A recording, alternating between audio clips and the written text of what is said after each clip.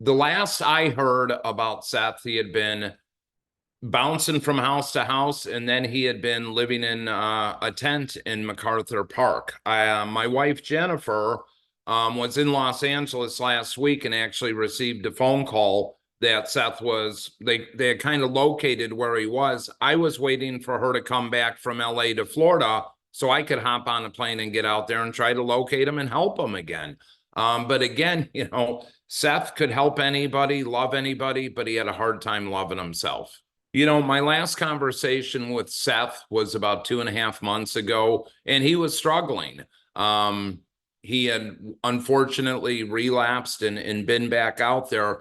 But the thing about Seth was he would be more willing to help somebody else get into treatment, get into a sober living than help himself.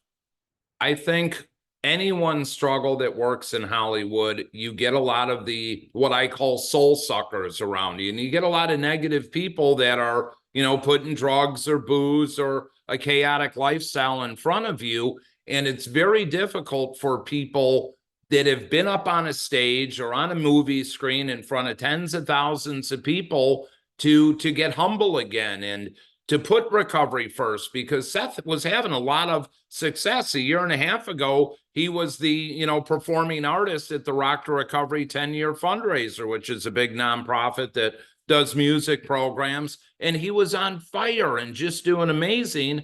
And then, he picked up the DUI in North Carolina, back on tour again. And I think that was the catalyst that started the wheels coming off again, unfortunately. I don't ever want people to forget how charismatic, charisma I ran into Seth at the gas station a little over a year ago, and we just sat there and had a half-hour conversation, laughing, chopping it up. But Seth was more worried about making sure the homeless person had some food, and he went into the gas station and bought some food for that person. He was a selfless individual, and he cared about so many, many people. And Seth is going to be dearly missed. He was loved, loved, loved. The person Seth was to me was a brother and a friend. Seth had a heart of gold. This guy would spend more time doing fundraisers for nonprofits, for sober livings, treatment centers, performing. He would do anything to help somebody else. But unfortunately, he couldn't help himself with his own demons. And he'd go for a while and then slip back and go for a while.